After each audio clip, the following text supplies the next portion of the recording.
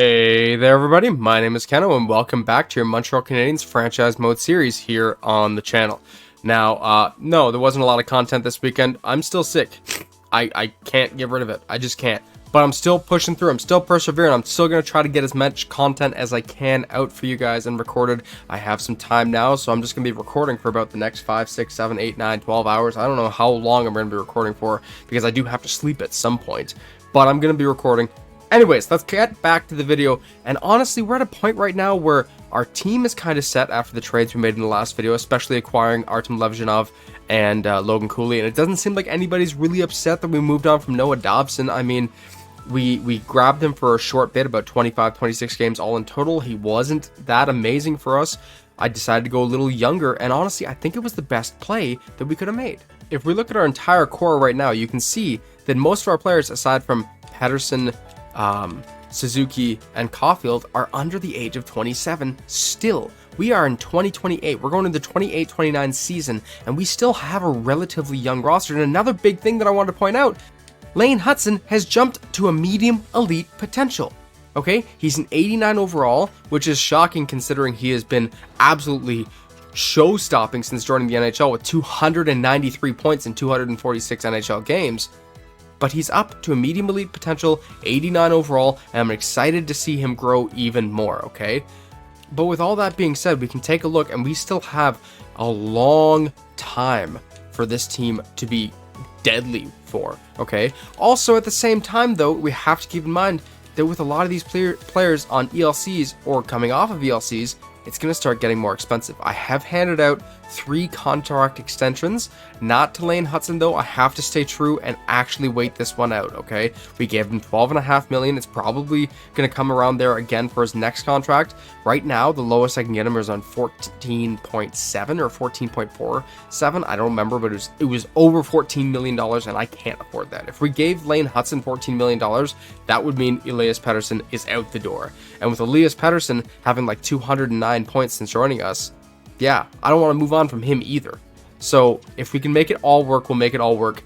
Right now, though, we have a window for next season. The only player not under a contract is Sean Farrell, and that's really unfortunate, but it's really the best we can do.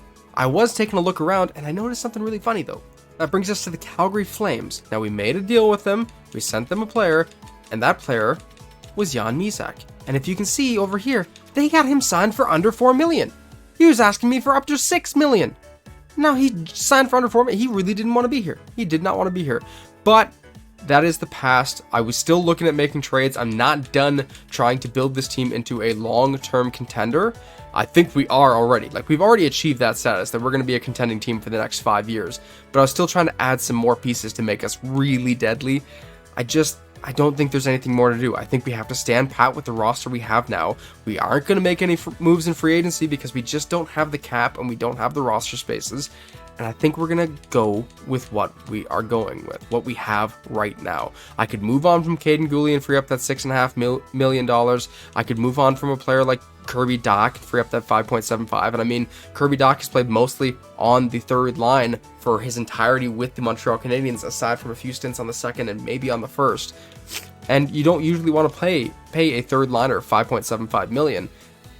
But honestly, I want to keep him. He's one of our veteran cores. He has done really well for us. 55 points last season, 54 the year before. But he's gotten up to 71 points playing on that third line primarily. And I want to see if we can get him there. Yes, the last 2 seasons he's been averaging just under 15 minutes a game on average. I mean, last season was a little higher, but the season before that, under 14 minutes. But I still want to see if we can just milk the last bit of success out of him before we have to move on. I think this might be Kirby Dach's last season with us coming up. I don't want it to be, but that $5.75 million, I thought that would be a value contract in the long run, just like Joshua Waugh's $5.75 million contract. But as you can see, Waugh's gone, and it looks like Kirby Dach's time is coming to an end. Another thing that I was looking at was the coaching staff. Now, from the very first season that we simmed with this Montreal Canadiens team, we have had Brody Conley as our head coach. And I mean, his record goes to show why he's there. 246 wins, 136 losses, 28 overtime losses. His attributes are crazy across the board. And if we even look, he has averaged around 50 wins a season since joining. Even in the first season when we were supposed to be bad, he got 42 wins. This guy has been a great coach for us. The only time that he hasn't been is in the playoffs, with 2 seasons only getting 1 win and 4 losses. Not a good look. Whether that's a reflection of the coach or the team, I'm not sure. But if we have another season where we don't make it past the first round, that might also spell the end of Brody Conley's time with the Montreal Canadiens. As stupid as that sounds, I mean, it's very hard to find a really good coach that works with your team, but I don't know if Brody Conley is that one for us. I mean, he's the one to get us President's trophies, that's for sure, but I want to win Stanley Cups. That's the only trophy I care about now. I don't care if we barely squeak into the playoffs and then come all the way from behind to win the Stanley Cup that season. That's fine by me. That's all I need. I need a cup. I need a cup. That's it. And this team, I'm sure, has the ability to do it. We just got to see them do it. Now, the contracts that I offered out were Slavkovsky, 5 years at $6.875 million. I think that'd be really good for him. It's under $7 million is where I was aiming for. Logan Hensler, a 2-year, $4.4 million contract extension. And then Emil Vinny at 2 years, $1 million a year. He is an 87 overall goalie. He's 87 overall, starting goaltender role, 22 years old, medium elite. And he's only going to possibly be making $1 million for not just this next coming season after the one that's already about to finish, but the one after that. We could have Emil Vinny locked up for 3 years at just barely above league, like an entry-level contract. That's insane to me. I hope it works out. I really do. We just got to see what the cards hold for us, what the cards of fate hold for us. And we still do have Dostal and Dag, and I don't know why Dostal is down to an 83. I believe it's morale issues. Yeah, it is morale issues. He's upset for a lot of the moves we made over the offseason. But you know what? He's going to have to get over it. We got to keep moving forward. And again, in free agency, there's some pretty good players. I mean, Brett Pesce looks great. Restricted free agent-wise, there's Tom Willander. There's Nolan Allen. I mean, I could bring in a Liljegren if I had money. I could bring back Arbor Xhekaj. I mean, maybe that's what we're missing. We haven't really gotten a stellar season since moving on from Arbor Xhekaj, but he was never happy with us. He was never happy, and I don't know where he would slot in. I just don't. With Ezra Rabbit, Caden Gooley, Lane Hudson, I keep saying Logan Hudson, Lane Hudson, all on that left side, it doesn't make sense to bring him back, and we don't have the cap. We would literally have to move on from Caden Gooley to bring in Arbor Xhekaj, or move on from Lucas Dostal, which also, quick side note, I am very quick to pull the trigger if Dostal struggles this season. Okay, he is on a very short leash given the money that we've given him. Now that we are in cap hell, we need to do that. And God, do I wish, now that the trade deadline's passed and whoever's a hockey fanatic will understand, God, do I wish we could put players on LTR for absolutely no reason, or make up reasons to put players on LTR, because we would Vegas Golden Knights the hell out of this thing. And yes, as a Leaf fan, that kind of sounds hypocritical, but the players, and especially it sounds hypocritical as the fact that the Leafs have the highest salary for their NHL players in the league right now, but it's because the 3 players that we have on LTIR are more than likely done for their NHL careers. Jake Muzzin has already taken a front office role. Matt Murray, I don't think he's coming back, and John Klingberg is a 1-year deal where he hasn't even really played for us. The Vegas Golden Knights, I gotta commend them. Like, they're a brilliant team. They are an absolutely brilliant management team. Holy crap. I can see people dunking on them all they want, like, oh, they're doing cap circumvention. They're doing it because no one's stopping them. There could be legitimate injuries. Mark Stone could be legitimately injured. He has been legitimately injured multiple times in the past. But that's my little rant over. I'm going all over the place, okay? I'm on cold medicine. I'm a little dizzy. We're gonna move on.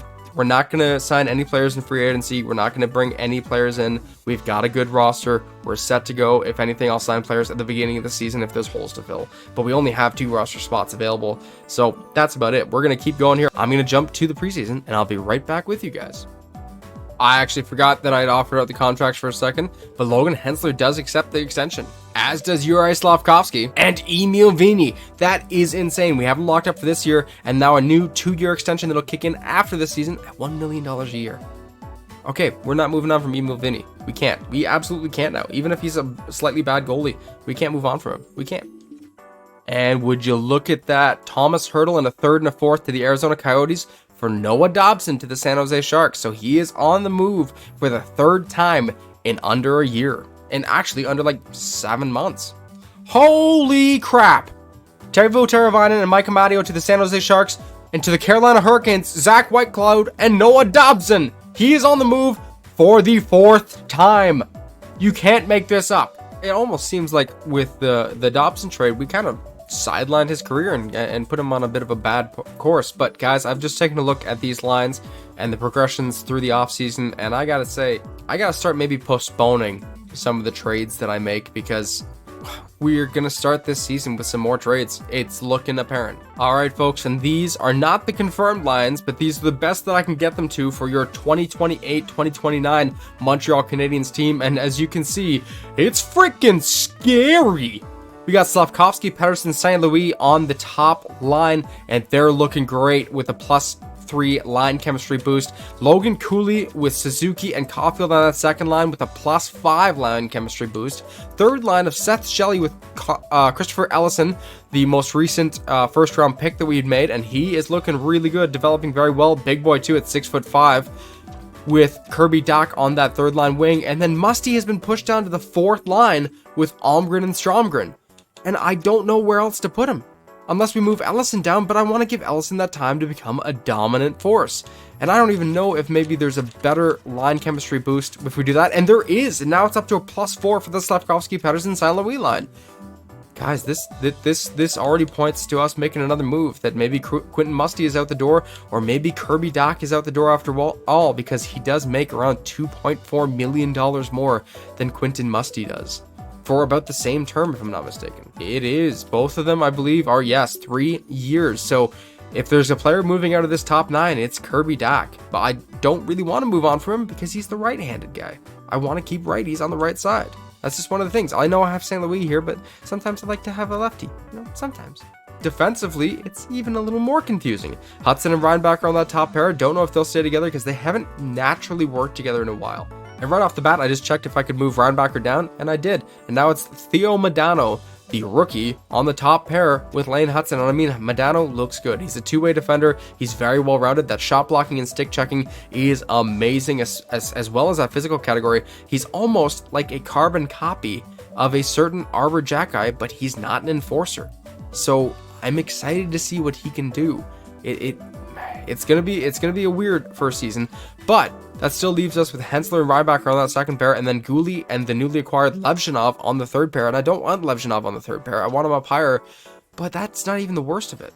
We still have Ezra Rabbit, 84 overall top 4 defender, and Ryan Johnson, 84 overall top 4 defender, also as a scratch. 2 top 4 defenders as a scratch, plus some top 6 defenders like Jordan Harris and the such in the minors. We have a major backlog. And then in net, Emil Vini is up to an 89. He's making $1 million this season and just signed a 2-year extension at $1 million as well. We have an elite level goaltender for 3 years at just over league minimum. That is crazy. Crazy. Dag is right behind him at an 88 overall. He's probably going to get a majority of the starts this season, but as you can see, Dostal didn't make the lines. He didn't. He did great for us last season, and I want to keep him to see if maybe Vini will struggle or Dag will struggle. I mean, we don't have Dag locked up to an extension, but he still is here for the next 2 years at $1 million. So why would we move on from one of the $1 million elite goalies when we can move on from the $5.65 million starting goalie?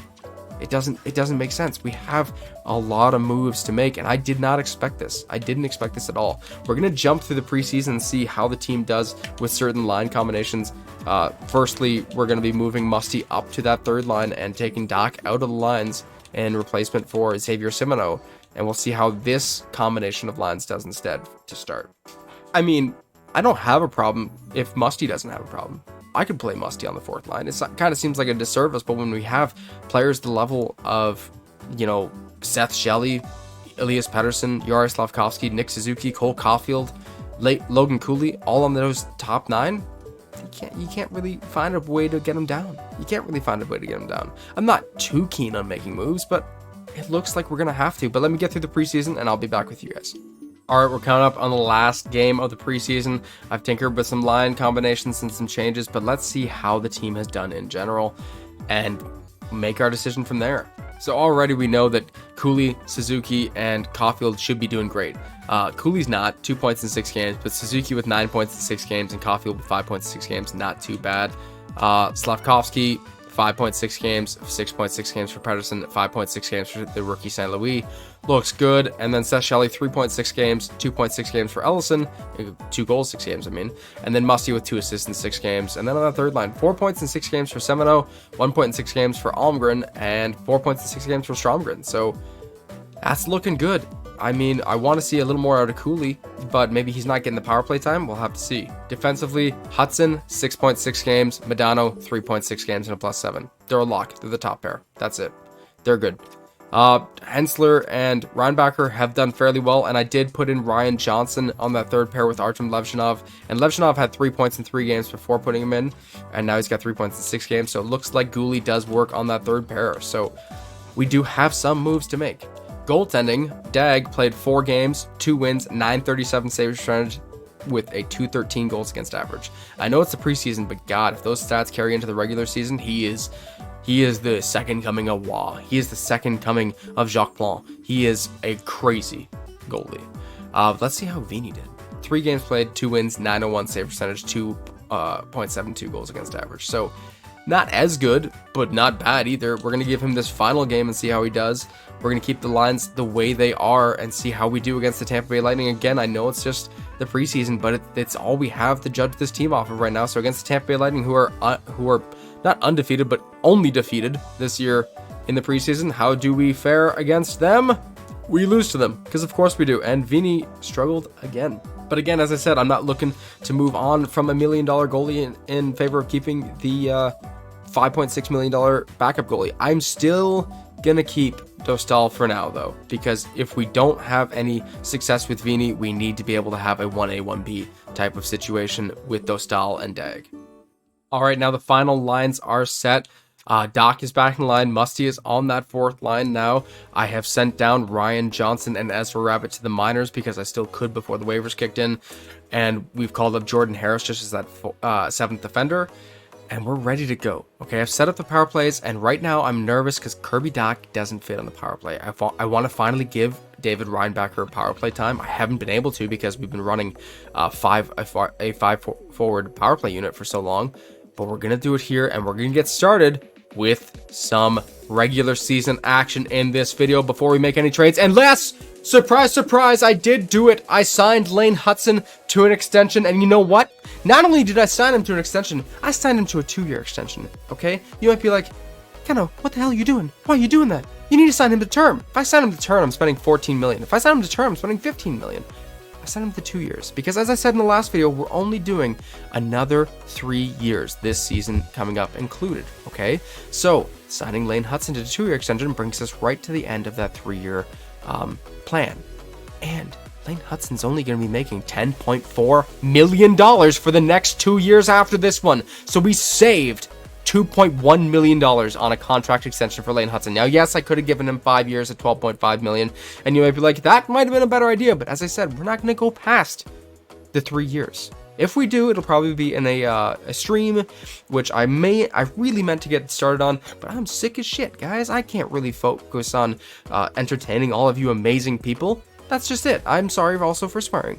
But yes, so Lane Hudson is extended. And now we are on game 1 of the 2028-29 NHL season against the Buffalo Sabres, starting with a back-to-back here, a home and away, and then a home series against the Detroit Red Wings. My gosh, this is a crazy schedule already, but let's go. As is tradition, we slow sim the first and last games, excluding preseason because it doesn't really matter, but we will jump in here against the Sabres. I'm hoping for a big game here. It is Emil Vini's net as well, so hopefully he can show us some dominance here. First period. And look at that. Elias Pettersson gets us on the board with a goal against Devin Levi. Just about 5 minutes left in the first when he got it. Shots are 10-7 for your Montreal Canadiens. Can we keep this momentum going? Second period. And that's a rough second. Christopher Ellison does get his first NHL goal, though, so that's amazing. But then Dylan Cousins, Ivan Demidov, and then Dylan Cousins again for the Buffalo Sabres makes it 3-2 before Juraj Slavkovsky ties it up with under 4 minutes to go in the second period. Shots 23-21 for your Montreal Canadiens. So a rough going there by Emil Vini, but can he keep the door closed here, or at least close it going into the third period? He does not. Josh Doan gets a power play goal that puts the Sabres up, and it puts them up for good. They win this game, the first game of the season, 4-3. And another rough go is that Cole Caulfield is out with a mild concussion until October 17th. So we're going to replace a player that's not going to be too long, just about a few games. It hurts nonetheless. So Emil Vini had a bad first game there. I'm going to keep him in for the back-to-back. Okay, I want to see what he can do against the Detroit Red Wings here. Second game of the season at Little Caesars Arena in Detroit. First half of a home-and-home little series against the Red Wings. Can we get a win here? Quick simming this one. It's a 6-4 loss. And you know what? 5 points from Mason St. Louis is good. But 10 goals allowed in your first 2 games. Emil Vini, you're back. He is in the backup position. And with that effort, that's not even good to be an elite goalie. We got Dag back in the starting role now for the first time this season, and Charlie Strommel, called up from the minors, is going to get his second taste of NHL ice time. He has a -1 through 1 game played so far and 2 penalty minutes, so we'll see if he can do something here for us going down this little one more game stretch without Cole Caulfield. But against the Detroit Red Wings here, game 3 of the season, we're going to quick sim this one as well. Gabriel Dag's first time, and Cole Caulfield is healed, so we'll get him back once we see how we did. It's a 4-0 win. Okay, that's all we need to know. That's all we need to know. Dag gets a shutout in his first game of the damn season. That's all we need to know. We're going to get Cole Caulfield in lines, and I'll be right back. Charlie Strommel did notch his first goal as a Montreal Canadiens, so that's pretty cool. But we're back at the Bell Center in Montreal for game 4 of the season against the Columbus Blue Jackets. How do we do? I don't care about the central scouting because we don't have draft picks. We win that one 4-3 in overtime. Okay, 2 straight wins for Dag to start the season. A back-to-back here against the Oilers and then the Islanders. Can we notch back-to-back wins here? First game of the back-to-back against the Oilers, and Reinbacher goes down till November 3rd with a mild concussion, so we'll get Jordan Harris in to replace him, and it's a 7-2 win. Big game there. Now in Brooklyn at the UBS Arena, how do we do here second half of the back-to-back? It's a 6-3 win. Oh my gosh, and Lane Hudson has 8 points through 6 games. He's happy to have signed a team-friendly contract for us, even though, $10.4 million doesn't seem too team friendly, but I'm happy to get him locked up either way at the Wells Fargo Arena in Philadelphia. Can we get a win in game 7 of this season and keep this motor rolling? And Mason St. Louis is out with a pulled groin. Gosh, the injury bug's hurting us, and we win that one 4-1. Oh my lord. Okay, against the St. Louis Blues at the Enterprise Center in St. Louis. Can we get another win and keep this ball going? Maverick Bort, I don't care about Laval. Can we get a win? It's a 3-2 shootout win. Very nice. Very nice. All right, now against our arch nemesis. We're going to slow sim this one. We have to. We're against the Toronto Maple Leafs at the Bell Center in Montreal, where we can hopefully get a win here and show them that we can do it. Because we didn't do it in the playoffs last year. Let's see if we can do it here. Rookie Gabriel Dag in net to start this game. Let's go first period. And it's a good first period. Elias Pettersson notches the first goal of the game, followed by Seth Shelley and Yuri Slafkovsky with under a minute left on Pyotr Kochetkov. Yeah, Pyotr Kochetkov, who? We're going to do good. We're going to do good. Second period. Oh, come on. All right. Austin Matthews opens the scoring for the Leafs, followed by Tyler Bertuzzi and then Nick Robertson with just under 10 minutes to go in the second. Shots are 22 apiece, and the score is 3-all. And, man, they really answered. Let's see how we do. Third period. And we come out on top. Logan Cooley gets a shorthanded goal. Matthews double dips. Matthew Nyes gets it up 5-4 for the Toronto Maple Leafs before Logan Cooley also double dips. And then Tim Almgren with 10 minutes on the dot in the third period gets us up 6-5. And we win this one 6-5. We were outshot 38-36. And Dag struggled a little bit, but I mean, this is a high scoring game. Every time we play the Leafs, it is playoff hockey. That's what it's going to be. We're both in our primes. We're both ready to kick ass. And that's what it's going to be like from now on, because it's the Canadian team's time now. Okay. We need to continue to dominate. It was the Oilers. Now it's the Leafs. And now it's going to be us this season. I wonder how many times I've said that we're going to win the Stanley Cup in a season because of how powerful our roster's been. And then we just get destroyed. I mean, we could probably clip a montage together and it'd be the full-length video. But going on to game 10 of the season, David Reinbacher's back, so I'm going to get him into the lines, and I believe there's another. No, there's not yet. But I'm going to get Reinbacher in the lines.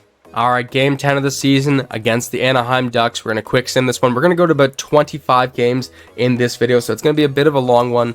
But let's see, against the Ducks here, game 10 of the season, and it's a 4-1 win. Oh my gosh. Holy crap. Okay, against the Florida Panthers here, let's keep the ball rolling. A 5-4 shootout loss, and you know what? Regulation or not, that is Dag's first loss of the season.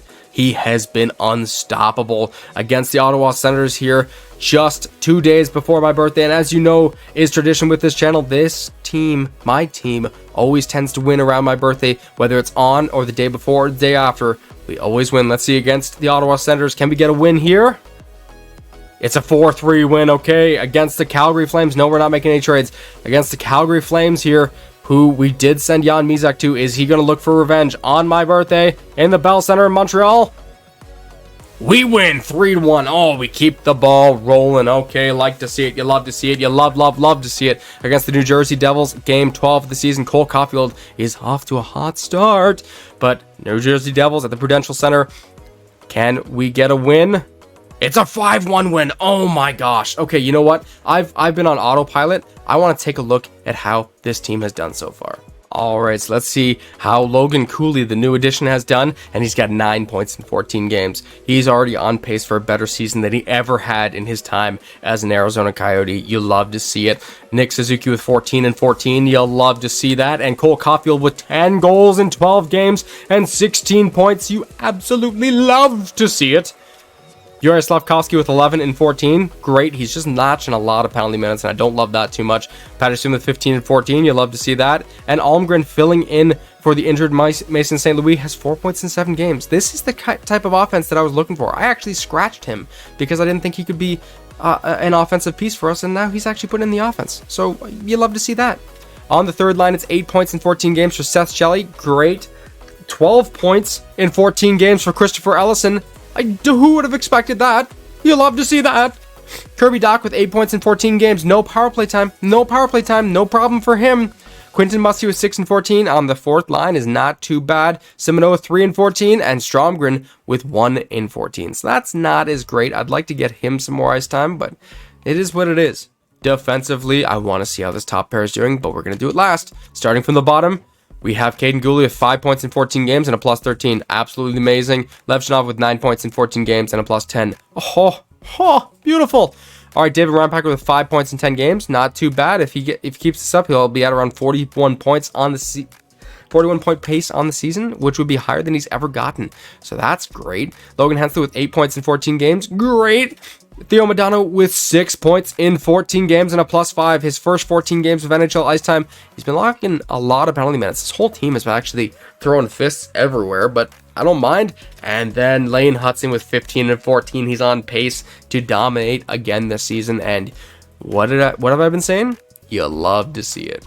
There have been a lot of things I've been excited to see, but this is the one I'm most excited for. We know that Emil Vini has just not been a goalie, but Gabriel Dag. 11 wins in 13 games, 928 save percentage, 218 goals against average, and 1 shutout. And yes, I said that he'd only picked up 1 loss, but he did also get credited for a loss that he filled in for on Emil Vini's part. So technically, I would give him 11 wins in 12 games played, which is astounding. And you know, I have my rule of 2. After 2 losses, I switch out a goalie, and I'm keeping to it. I switched out Emil Vini, and Dag hasn't had to be switched out. He's been unstoppable. Mason St. Louis is almost back. He's had 7 points in 7 games. So imagine the boost we're going to get when he gets back into the lines. Guys, I can't believe this. I can't believe this. This is feeling beautiful. We're in the first half of a back-to-back here. I think our third back-to-back to open this season so far against the Kraken and the Lightning. Let's see how we do. Game 1 of the back-to-back at the Bell Center in Montreal, and it's a 6-5 shootout loss. Okay, so that's rough. I'm still going to keep to my rule of 2. Let's see how we do against the Tampa Bay Lightning here. Will Dag bounce back? St. Louis is fully healed. I'll get him back in lines in 1 second, and he does. An 8-2 win. Oh my gosh. Oh, this team's a little disgusting. I just spit on my mic because of how disgusting this team is. Let me get the line set. It was honestly a little painful to pull out Tim Almgren. He had 6 points in 9 games, doing very well, but we're going to keep this team going. St. Louis back in net, game 15 of the season coming right up. We're 12-2-2 to start, 8-0-2 in our last 10. So Yeah, we're doing amazing against the Colorado Avalanche here. How do we fare? It's a 6-3 win. Holy crap. I've never seen a team on cruise control like this one has been. Dostal gets hurt down in the minors. He's out till just after mid-December, so that's a bit of an injury, out for about a month. So we know we can't rely on him for a call-up, but look at that. Caulfield, 13 goals in 15 games. He could do another 60-goal season. I'm not going to say it. You know what? I shouldn't have said that. Retract it. Knock on wood. Knock on wood. I'm not going to jinx myself because I always jinx myself on this channel. Let's see. Game 16 against the Columbus Blue Jackets. And it's a 4-2 win. Oh my gosh. And another back-to-back against the Isles and the Canes. Can we pull out 2 wins here? Game 1 against the Isles. And we have 10 days to shine Sean Farrell. So we're going to have to make some moves quick if we want to get him into lines. But I don't even think we really need to. Let's see. How do we do against the Isles? We lose our first game in regulation since we pulled Vinny from the net. What kind of line is that to say? Holy crap. Second game of the back-to-back against the Carolina Hurricanes at the PNC Arena. And it's a 2-1 loss. And you know what that means? That actually means the Dag is going to lose the net. And I don't want to lose the net. I want to break the rule because he's been so unstoppable. But maybe this is a sign that he's a little tired and he needs a little bit of a sit down. He's got a .917 save percentage and a .249 goals against average with 1 shutout through 18 games played with 14 wins. He has been so solid, so steady. But we're getting Vini back in net. I'm hoping that our bargain bin goalie can do good for us against the Calgary Flames coming up. We're coming to the end of this video too, so let's see how we do against the Flames. Quick simming this one. And it's a 5-3 loss. He can't stop a damn puck. All right, we're going up against the Edmonton Oilers here, keeping Vinny in net because I have my rule of 2. How does he fare at the Rogers Place in Edmonton? It's a 4-0 win. Okay, maybe he's gotten his footing beneath him. Maybe he has it. A 4-0 win, his first shutout of the season. Let's keep it going against the San Jose Sharks, who are really rough to go. 5-15-1 on the season so far. Can we pull out a win in game 21 of the season? Logan Hensler goes down with a sore shoulder. Okay, that's fine. How do we do? 2-1 shootout loss. You know what? I'm going to give it to him. We're going to keep him in net for this next game against the Winnipeg Jets here. How does he do in game 22 before we take a look at how the lines... Actually, it's game 23. Oh my gosh. We're going into game 24. All right, Cole Caulfield missed some ice time. Damn, I got to remember that I can't judge it off the player's gameplay. Let's see, against the Winnipeg Jets in the second last game of the video here. And yes, it's December 1st, so we can't sign Sean Farrell anymore, but nobody else can either. So we keep him till next season. And you know what? I have no problem with that because we don't really have a spot for him in the lineup. Let's see how we do against the Winnipeg Jets. Game 24 of the season. It's a 5-3 win. Okay, and we are currently sitting atop the NHL with 35 points with 16 wins in 24 games played. Let's see how the lines have done. So Logan Cooley on that top line has 20 points in 24 games. Oh, I was nervous about acquiring him. I should have acquired him at the trade deadline last year. I'm still happy we got him now. 20 points in 24 games is beautiful. Nick Suzuki with 25 points in 24 games. You absolutely love to see a resurgence from our captain. And then Cole Caulfield, 31 points in 22 games played, 15 of them goals. Absolutely amazing. Absolutely amazing. Let's keep it going, though. Slavkovsky with 20 points in 24 games, 13 goals. Great. Patterson with 23 points in 24 games. 25 points in 24 games. I can't do the math. But still amazing production from the $13.5 million forward, and 13 points in 15 games from Mason St. Louis is beautiful for the rookie. Seth Shelley with 12 points in 24 games is a little bit of a slowdown. He's definitely dropped off a bit. Allison with 18 points in 24 games, though, is not slowing down. And then Doc with 10 points in 24 games is definitely slowing down. I mean, he might be hurting from not getting that power play time, but I don't know how to give it to him. Quinton Musty has 9 points in 24 games. He is on the power play. So maybe I take him off. Maybe we move on from him. You guys let me know in the comments who you think should be on the chopping block right now. 7 points in 24 games for Xavier Simoneau, and then 2 points in 24 games and a -4 for Stromgren. So that fourth line has not been working. You know what? As a benefit for his good ice time, we are giving Tim Almgren back lines. He is going to get there on that fourth line. You know what? Actually, let's see about this. Let's give, we're going to keep it on the third starting line because it's worked. Let's see about Almgren with Ellison and Shelley. See if that works better.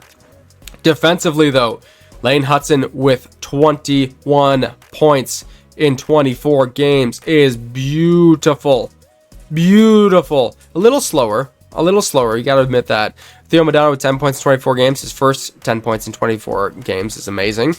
Jordan Harris, 1 point in 5 games. He is just filling in for the injured Logan Hensler. 11 points in 20 games for David Reinbacher is beautiful. 7 points in 24 games for Caden Gooley is great. And then Artem Levshinov with 11 points in 24 games. Oh, man, this team's doing so well. They're doing so well. And then goaltending, Emil Vinny with an 894 through 6 games and 2 wins with a 3.10 goals against average and 1 shutout. That's not elite goaltender stats, but it's still good. Gabriel Dag with, as we saw, 18 games played, 14 wins, 917 save percentage, 249 goals against average, and 1 shutout. So, I mean, this isn't too bad. Even Hensler with 11 points in 23 games and a plus 15. Guys, this team is ready. This team is freaking grooving right now. We're moving and grooving right now. Let's jump in to the last game of this video against the Chicago Blackhawks and a stellar Connor Bedard. How do we fare? Let's find out at the United Center in Chicago. All right, here we go. First period. And it's a 1-1 tie. Connor Bedard with a power play goal to open the scoring, followed by Logan Cooley tying it up with just under 3 minutes to go in the first. Shots are 12-10 for the Chicago Blackhawks. Second period. And it's still tied after 2 shots now in favor of your Montreal Canadiens, 27-23. Can we break the tie in the third period? Well, we both broke the tie. It's just that the Blackhawks caught up. Suzuki puts us up 2-1. Cooley puts us up 3-1 with a shorthanded goal before Nelson gets them within 1, and then Bedard ties it up for the Blackhawks with under a minute to go. So Vini couldn't keep the door closed. Shots are 35 apiece. How do we do in overtime? And it's Suzuki with the OT winner with under a minute left, and you love to see that. You absolutely love to see that. And we win the last game of this video, and we are on a hot streak. It's been a little wobbly since we took Dag out of the net, but we only took him out because Vini was doing good. I mean, we took him out because Dag stumbled, and then we put Vini in, and we gave Vini the chance, and Vini did good. So, I mean, I have no problem putting Dag in for the next video. You guys let me know in the comments. You guys let me know everything. Let me know how you're doing. Let me know how your week's been, how your year's been, how your March has been. I can't believe we're already in March, but thank you guys. That's going to wrap this one up. I'm excited. I'm excited for how this team's doing. If you guys want me to do any more like recaps, like you want me to tell you how the rest of the league's doing, how we stand in the scoring races, then I can always do that stuff. I mean, I am moldable. I am starting this out. I am only 3 months in to my NHL 24 or EA Sports NHL YouTubing career. You're already over 100 subs. I've said it a million times already since we got to the 100 sub mark, so I'm trying to keep it a little lower now. But I'm still moldable. So you tell me what you guys want to see, what you guys like to see in your GM modes. If you like long format, short format, if you like me to do just year recaps instead of breakdown game by game, you guys let me know. I mean, I'll always do the game by game for one series at least. But I don't mind doing like big ones like, hey, can we win in 25 years in one video? I can do that. I can do that, no problem. But thank you guys so much for joining me. This has been a blast. If you like this video, please leave a like down below and let me know the type of content you want to see more of. If you really like it, then please consider doing a trial subscription to my channel. I mean, it's free either way. You can always cancel after a month if you don't like the content I'm putting out. I understand. I don't like to keep my inbox too full with different subscriptions that I don't really watch. I understand completely, but I still urge you to give me a shot. You guys have been absolutely amazing. You fellas, you ladies and gentlemen, wherever you are, whoever you are, thank you guys for the love and support so far. You're all amazing, and I'll see you guys in the next one, if my voice holds up, because I've been yelling a lot in this one and my throat is aching.